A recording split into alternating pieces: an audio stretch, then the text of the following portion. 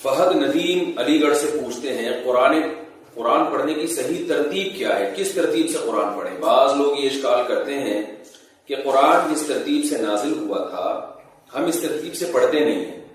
جیسے سب سے پہلی سورت جو نازل ہوئی ہے اقرأ بسم ربک الذی خلق نازل ہوئی، یہ قرآن کی سب سے پہلی آیت ہے، مگر یہ ہم آخری بارے میں پڑھتے ہیں. اس بارے میں وضاحت فرما دیں کہ اس میں کیا حکمت ہے. دیکھیے قرآن کی جو ترتیب نزولی ہے الگ ہے، جمع والی ترتیب الگ ہے. جب سورت نازل ہوتی تھی یا آیتیں نازل ہوتی تھیں تو آپ صلی اللہ علیہ وسلم کاتبین وحی کو بلا کر خود یہ بتایا کرتے تھے کہ اس آیت کو کہاں رکھا جائے اور اس سورت کو کہاں رکھا جائے. تو جو سورتوں کی ترتیب ہے، جس ترتیب سے صورتیں نازل ہوئی اس ترتیب سے نہیں ہے، بلکہ جس ترتیب سے نبی صلی اللہ علیہ وسلم نے ہمیں حکم دیا اس ترتیب سے اس کو جمع کیا گیا. تو یہ صورتیں کے اندر کی جو آیتیں ہیں نا، یہ بھی نبی صلی اللہ علیہ وسلم نے بتائی ہیں کہ یہ والی آیت یہاں رکھو، یہ والی آیت یہاں رکھو.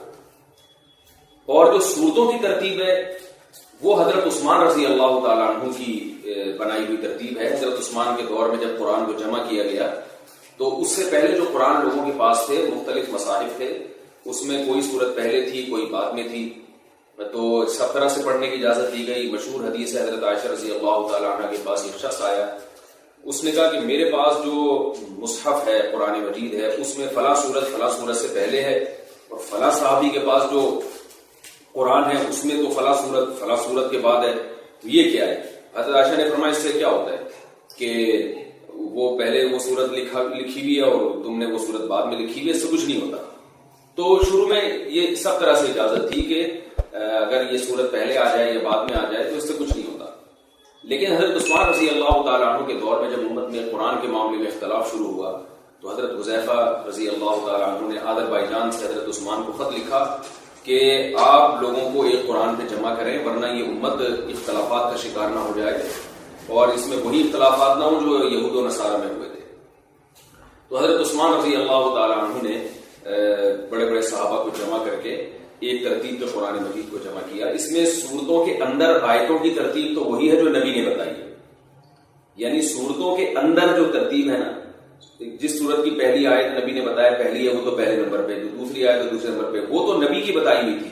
لیکن خود سورتوں کی جو ترتیب ہے، یعنی کون سی سورت کے بعد آئے گی، وہ صحابہ کرام کے مشورے سے آپ رضی اللہ عنہ نے پوری ترتیب دی کہ بھئی سب سے پہلے سورہ فاتحہ، پھر سورہ بقرہ، پھر آل عمران، پھر سورہ نساء.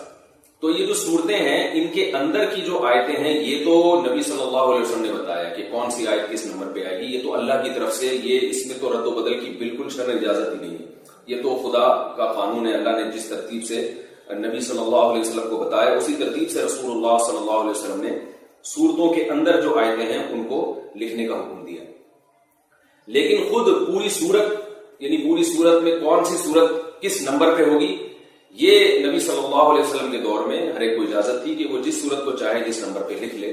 حضرت عبداللہ بن مسعود کے پاس اپنا مصحف تھا، لیکن حضرت عثمان نے دیکھا کہ امت میں اختلاف انتشار نہ ہو تو حضرت عثمان نے جو مصحف جمع کیا جس کو مصحف عثمانی کہا جاتا ہے، اور اس پر سب صحابہ کا اجماع ہوا.